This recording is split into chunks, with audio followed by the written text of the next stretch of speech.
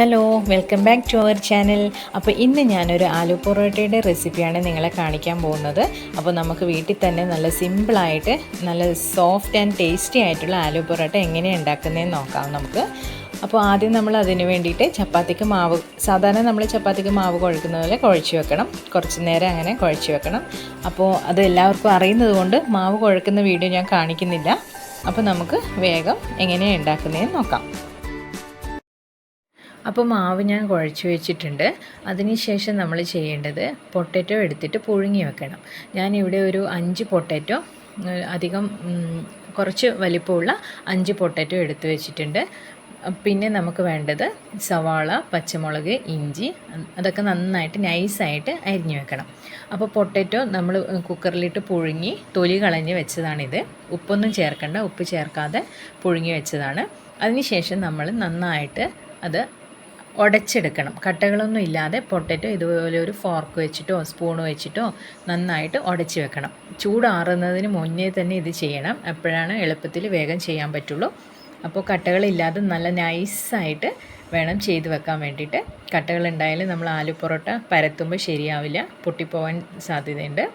അതുകൊണ്ട് നല്ല സോഫ്റ്റ് ആവുന്നത് വരെ നന്നായിട്ട് ഇങ്ങനെ ഉടച്ച് എടുക്കണം. പിന്നെ നമ്മൾ അതിനുള്ള മസാല തയ്യാറാക്കണം. അതിന് വേണ്ടിയിട്ട് ഞാനിവിടെ മഞ്ഞൾപ്പൊടി, മുളക് പൊടി എടുത്തിട്ടുണ്ട്. പിന്നെ നമ്മൾ കുറച്ച് ജീരകം പൗഡറാണിത്, നല്ല ജീരകം പൗഡർ, അത് കുറച്ച് ഇട്ട് കൊടുക്കണം. പിന്നെ നമ്മൾ ഗരം മസാല കുറച്ച് ചേർത്ത് കൊടുക്കണം. പിന്നെ മാംഗോ പൗഡർ ചേർക്കുന്നുണ്ട് ചില ആൾക്കാർ, അത് ഓപ്ഷണലാണ്, വേണമെന്നില്ല. അതൊരു പുളി ടേസ്റ്റിന് വേണ്ടിയിട്ടാണ്. അപ്പോൾ നമ്മളുടെ അടുത്ത് ഇല്ലെങ്കിൽ നമുക്ക് അതിന് ലെമൺ ജ്യൂസ് മസാല നമ്മൾ തയ്യാറാക്കുന്ന സമയത്ത് ചേർത്ത് കൊടുത്താലും മതി. അപ്പോൾ അതൊക്കെ എടുത്തു വെച്ചു. ഇനി ഞാനൊരു ഫ്രൈങ് പാൻ വെച്ചിട്ടുണ്ട്. പാനിലോട്ട് നമുക്ക് സൺഫ്ലവർ ഓയിലാണ് ഒഴിച്ചു കൊടുക്കേണ്ടത്. വെളിച്ചെണ്ണ യൂസ് ചെയ്യാൻ പാടില്ല, സൺഫ്ലവർ ഓയിൽ ഒഴിച്ചു കൊടുക്കുക. അതിനുശേഷം നമ്മൾ സവാളയും പച്ചമുളകും ഇഞ്ചിയൊക്കെ നന്നായിട്ട് വഴറ്റിയെടുക്കണം. അതിൻ്റെ പച്ചമണമൊക്കെ മാറി കുറച്ച് നല്ല ഒരു കളറ് മാറുന്ന ആ സമയം വരെ നന്നായിട്ടൊന്ന് വഴറ്റിയെടുക്കണം.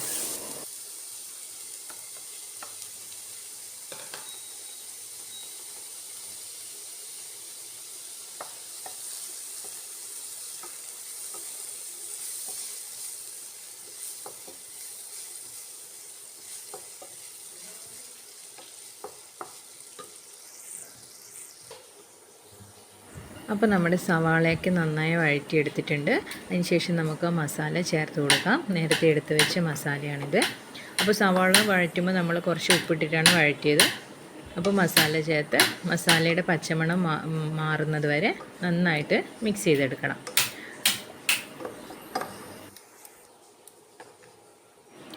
ഇനി ഇതിലോട്ട് നമ്മൾ നേരത്തെ പുഴുങ്ങി ഉടച്ച് വെച്ച പൊട്ടാറ്റോ ആണ് ചേർത്ത് കൊടുക്കുന്നത്. അപ്പോൾ പൊട്ടാറ്റോ ചേർക്കുമ്പം പൊട്ടാറ്റോയിൽ നമ്മൾ നേരത്തെ ഉപ്പിട്ടിട്ടില്ല, ഉപ്പിടാതെയാണ് നമ്മൾ പൊട്ടാറ്റോ പുഴുങ്ങിയെടുത്തത്.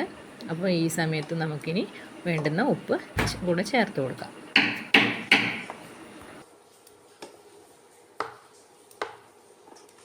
അപ്പോൾ അതിൻ്റെ ഇടയ്ക്ക് എൻ്റെ മോൾ എന്നെ ഹെൽപ്പ് ചെയ്യാൻ വന്നിട്ടുണ്ട്.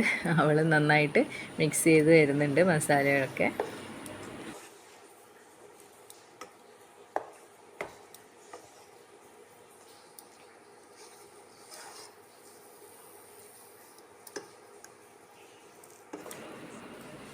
അപ്പോൾ പൊട്ടാറ്റോയിൽ നമ്മൾ നേരത്തെ പുഴുങ്ങുമ്പോൾ പൊട്ടാറ്റോയിൽ ഉപ്പിട്ടിട്ടില്ല, അതുകൊണ്ട് ഈ സമയത്ത് ഞാൻ കുറച്ച് ഉപ്പ് കൂടി ചേർത്ത് കൊടുത്തു. ഉപ്പ് ഇട്ടിട്ട് ഒന്ന് ടേസ്റ്റ് ചെയ്ത് നോക്കിയിട്ട് വേണമെങ്കിൽ പിന്നെയും ചേർത്ത് കൊടുക്കാം.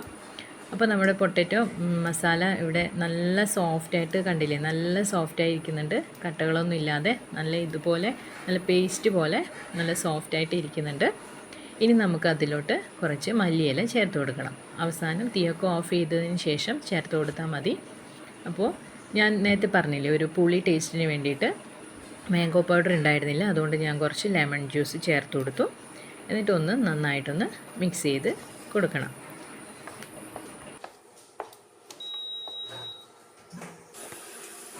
അപ്പോൾ ഇത് നമ്മൾ ചപ്പാത്തി മാവ് പരത്തി വെച്ചിട്ടുണ്ട്.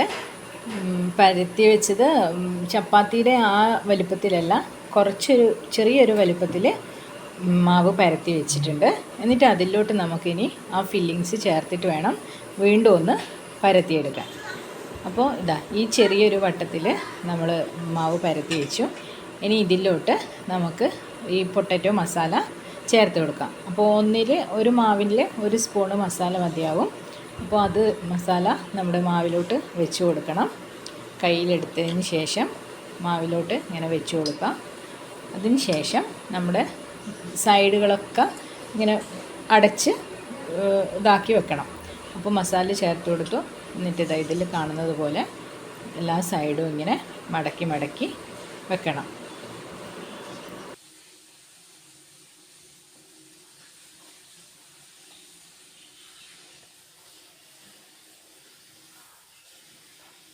അപ്പോൾ എല്ലാ സൈഡും മടക്കി വെച്ചു.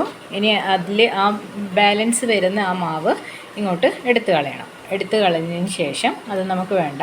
അത് എടുത്ത് കളഞ്ഞതിന് ശേഷം ഒന്നുകൂടെ നമ്മുടെ കയ്യിൽ വെച്ചിട്ട് നന്നായിട്ട് റൗണ്ട് ഷേപ്പിൽ ആക്കി വെക്കാം. എന്നിട്ട് വേണം അത് വീണ്ടും നമ്മൾ പൊട്ടാതെ പരത്തിയെടുക്കാൻ വേണ്ടിയിട്ട്.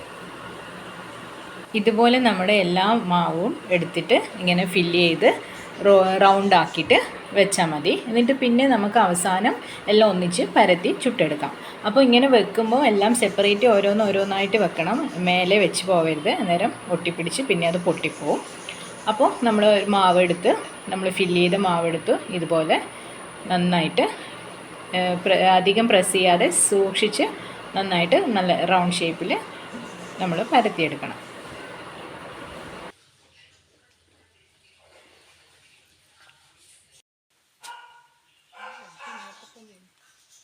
അപ്പോൾ നമ്മുടെ എല്ലാ ചപ്പാത്തി മാവും ഫില്ല് ചെയ്ത് വീണ്ടും ഇതുപോലെ പരത്തി വെച്ചിട്ടുണ്ട്. അപ്പോൾ ഇനി നമുക്ക് ഓരോന്നായിട്ട് ചുട്ടെടുക്കാം. അതിന് വേണ്ടിയിട്ട് ഞാനിവിടെ ദോശക്കല്ല് വെച്ചിട്ടുണ്ട്. നമ്മുടെ പണ്ടൊക്കെ ഉപയോഗിക്കുന്ന ആ ദോശക്കല്ല് അതാണ് വെച്ചത്. നമ്മുടെ നോൺ സ്റ്റിക്കൊന്നുമല്ല. അതിലും നല്ലത്, നോൺ സ്റ്റിക്കിൽ വെക്കുന്നതിലും നല്ലത് ഇങ്ങനത്തെ ഇതിൽ വെക്കുന്ന ദോശക്കല്ലിൽ വെച്ച് ചുട്ടെടുക്കുന്നതാണ് നല്ലത്. നെയ്യൊക്കെ ചേർത്ത് വേണം ചുട്ടെടുക്കാൻ വേണ്ടിയിട്ട്. അപ്പോൾ 2 സൈഡിലും നന്നായിട്ട് നെയ്യൊക്കെ ചേർത്തിട്ട് നമ്മുടെ എല്ലാ പൊറോട്ടയും ചുട്ടെടുക്കാം. അങ്ങനെ നമുക്ക് അടിപൊളിയായിട്ട് നമ്മുടെ വീട്ടിൽ തന്നെ നല്ല ടേസ്റ്റിയുള്ള ആലു പൊറോട്ട റെഡിയാക്കാം. അപ്പോൾ നമ്മുടെ ആലു പൊറോട്ട ഇവിടെ റെഡി ആയിട്ടുണ്ട്. വേറെ കറികളൊന്നും വേണ്ട ഇത് കഴിക്കാൻ വേണ്ടിയിട്ട്. സൂപ്പർ ടേസ്റ്റാണ്. എല്ലാവരും ഉണ്ടാക്കി നോക്കണം. അപ്പോൾ വീഡിയോ ഇഷ്ടമായെങ്കിൽ ലൈക്ക് ചെയ്യണം, ഷെയർ ചെയ്യണം, സബ്സ്ക്രൈബും കൂടെ ചെയ്യണേ. താങ്ക്